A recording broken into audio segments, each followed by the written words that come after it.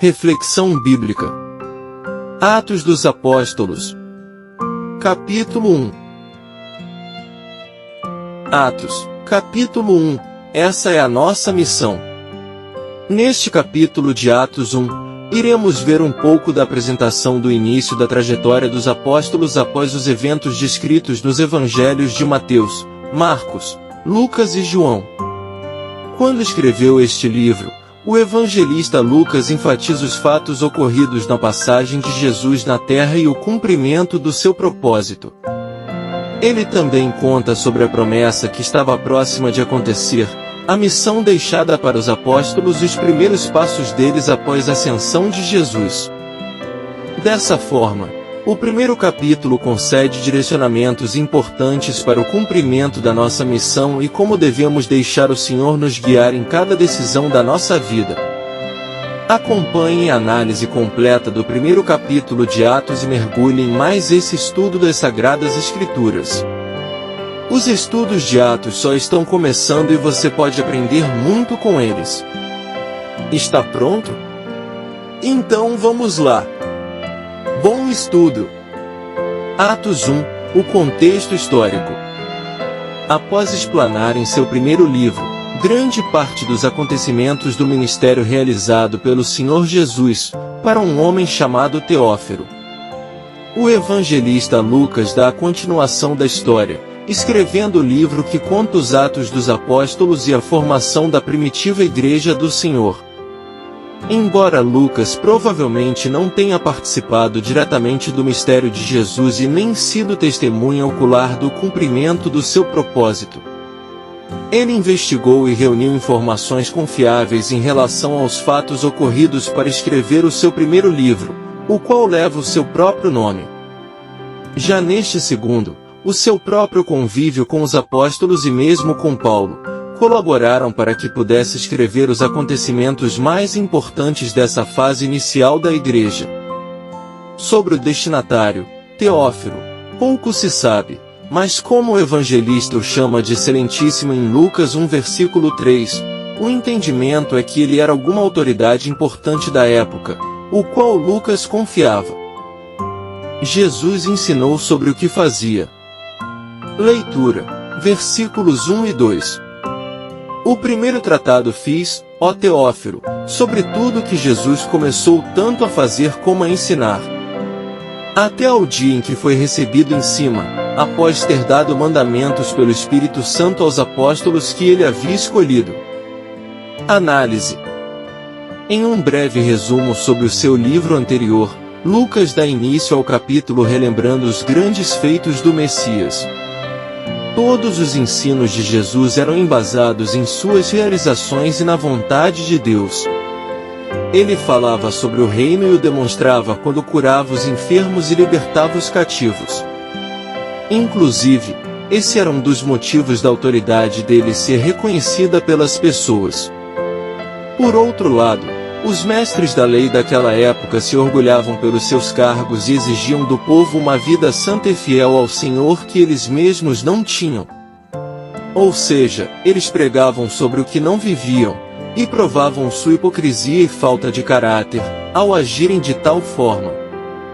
Dessa forma, eles não podiam colocar fardos aos outros, sendo que nem eles mesmos não podiam carregar. Apesar de Jesus ser amoroso com todos os cansados e oprimidos que iam em sua direção, ele sempre usava palavras duras contra esses mestres. Isso porque uma vida sincera diante de Deus e construída sobre a rocha, é aquela que tem ações e palavras alinhadas. O Espírito era a habilitação para os discípulos pregarem o Evangelho. Leitura. Versículos 3 a 5. Aos quais ele também se apresentou vivo após sua paixão, por meio de muitas provas infalíveis, tendo sido visto por eles durante 40 dias, e falando das coisas relacionadas ao reino de Deus. E, tendo se reunido com eles, ordenou-lhes que não partissem de Jerusalém, mas que esperassem a promessa do Pai, que, disse ele, de mim ouvistes. Porque João verdadeiramente batizou com água, mas vós sereis batizados com o Espírito Santo, dentro de poucos dias. Análise. Em seguida, o evangelista continua relembrando seu livro anterior ao falar sobre o período que Jesus apareceu aos discípulos após sua ressurreição. Mas agora ele concede mais detalhes em relação ao que escreveu em Lucas 24. Em 40 dias, Jesus confirmou sua ressurreição para os discípulos através de muitas provas. Já que ele tinha plena consciência da imaturidade da fé deles, apesar dos 3 anos que conviveram juntos. Como também voltou a falar da promessa do batismo com o Espírito Santo, dizendo para eles permanecerem na cidade de Jerusalém para o seu cumprimento. O intuito do Mestre era preparar os discípulos para o que estava vindo. Ele já tinha mencionado em 2 oportunidades sobre como era importante o derramamento do Espírito Santo sobre a vida dos discípulos. Só que agora, apenas alguns dias, separavam aqueles homens de uma vida extraordinária, e eles precisavam de uma fé genuína para receber o Espírito e propagar o Evangelho. Você não precisa carregar dúvidas. Leitura. Versículos 6 a 8. Portanto, aqueles que se haviam reunido perguntaram-lhe, dizendo: Senhor, tu restaurarás neste tempo o reino a Israel? E ele disse-lhes: Não pertence a vós saber os tempos ou as estações que o Pai estabeleceu pelo seu próprio poder. Mas recebereis o poder quando vier sobre vós o Espírito Santo, e sereis minhas testemunhas, tanto em Jerusalém como em toda a Judéia e Samaria, e até a última parte da terra. Análise. Depois de ouvirem sobre a proximidade da promessa do Espírito Santo, os discípulos perguntaram se também não estava próxima a restauração física do reino de Israel. O motivo desse questionamento se dá pela expectativa dessa restauração acontecer, já que na visão deles, o domínio de Roma sobre Israel naquele tempo teria fim por meio do Messias.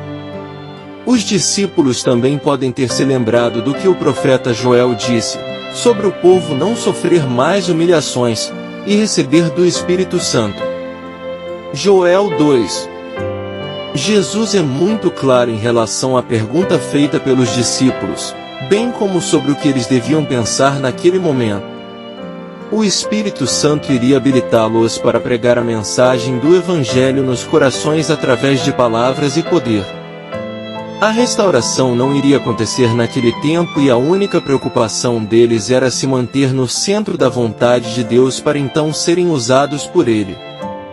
Desse modo, não deixe o seu pensamento ser atormentado pelas dúvidas. Pergunte: o Senhor não é Deus de confusão, e deixa claro o que é necessário você saber. Carregue fé em seu caminhar, e não deixe dúvidas tirarem o seu foco do propósito. Tenha foco no cumprimento da sua missão. Leitura. Versículos 9 a 11. E, falando estas coisas, vendo eles, ele foi levado para cima, e uma nuvem o recebeu, ocultando seus olhos. E, enquanto eles olhavam firmemente para o céu, enquanto ele subia, eis que 2 homens se puseram junto deles com vestiduras brancas. Os quais lhes disseram: Homens da Galileia, por que estáis aí parados olhando para o céu? Esse mesmo Jesus, que dentre vós foi levado para o céu, há de vir da mesma maneira que o vistes ir para o céu. Análise. Depois de deixar claro quais seriam os próximos passos dos discípulos, Jesus foi elevado aos céus diante dos olhos deles. Mas 2 anjos foram enviados para devolver o foco deles para a missão que eles tinham. Jesus foi pelos céus e da mesma forma vai voltar, como também está presente conosco todos os dias até este tempo finalmente chegar.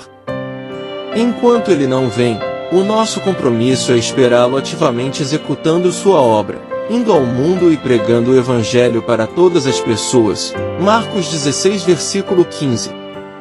Essa é a nossa missão. Jesus continua presente entre nós. Leitura. Versículos 12 a 14. Então, eles retornaram para Jerusalém, do monte chamado das Oliveiras, o qual está perto de Jerusalém, uma jornada de um dia de Shabat.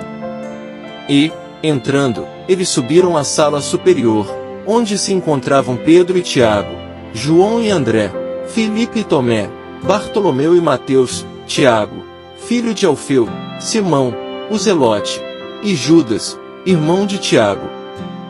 Todos estes continuavam unanimemente em oração e súplicas, com as mulheres, e Maria, mãe de Jesus, e com seus irmãos. Análise. Daqui em diante, Lucas começa a abordar os primeiros atos dos apóstolos após a ascensão de Jesus. Em obediência ao Mestre, os discípulos regressaram para a cidade de Jerusalém. Para se manterem firmes no propósito, eles reuniam-se em oração, sabendo que através dela, podiam ter acesso ao Senhor. Jesus continua presente, o mundo não pode vê-lo, mas todos os que o buscam de todo o coração podem encontrá-lo. Suas decisões precisam passar pela opinião do Senhor. Leitura. Versículos 15 a 26.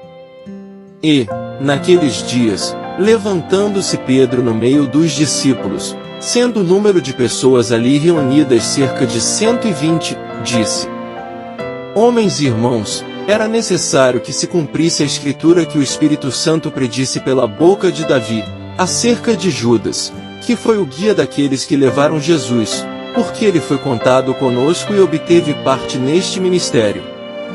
Ora, este homem comprou um campo com a recompensa da iniquidade, e caindo de cabeça para baixo, ele estourou dividindo-se ao meio, e todas as suas entranhas jorraram para fora. E isto tornou-se conhecido a todos os moradores de Jerusalém, de maneira que na sua própria língua esse campo se chama Aceldama, isto é, campo de sangue. Porque está escrito no livro dos Salmos: a sua habitação fique desolada, e nenhum homem habita nela, e tome outro seu bispado. Portanto, destes homens que nos têm acompanhado todo o tempo em que o Senhor Jesus entrou e saiu dentre nós, começando desde o batismo de João até ao dia em que dentre nós ele foi levado para cima, um deles seja ordenado para ser testemunha conosco de sua ressurreição. E eles apresentaram dois, José, chamado Barsabás, que tinha por sobrenome de Justo, e Matias.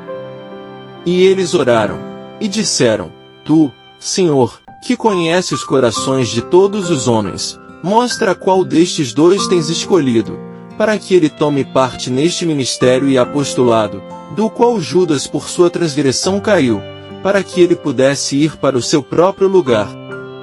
E eles tiraram a sorte, e a sorte caiu sobre Matias.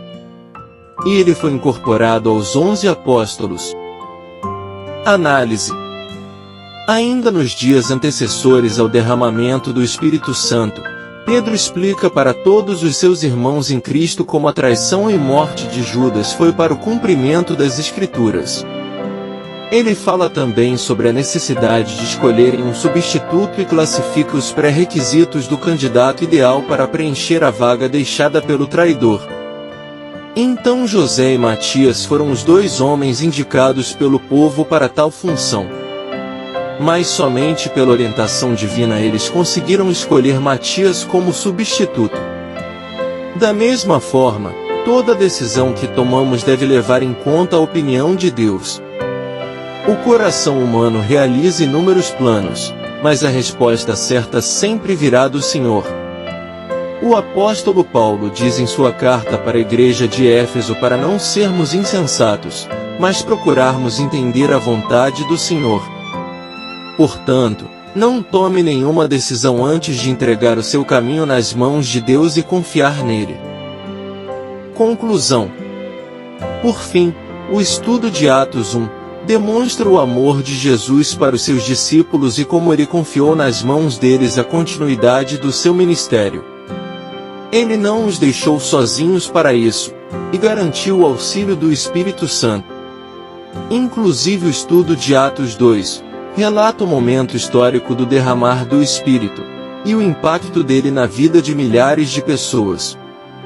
Além disso, O primeiro capítulo trouxe ensinamentos importantes sobre como devemos andar segundo a vontade de Deus.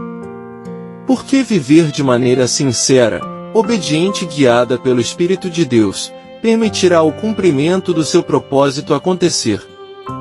Os sentimentos podem tirar você do foco, mas eles devem ser subjugados pela sua confiança em Deus. Jesus ascendeu aos céus e em breve voltará. E nesse intervalo de tempo nossa missão é avisar o maior número de pessoas possíveis sobre o quão grande será esse dia e como devemos estar prontos para ele. Graça e paz por parte de nosso Deus e Pai, e de nosso Senhor Jesus, estejam sobre nossas famílias.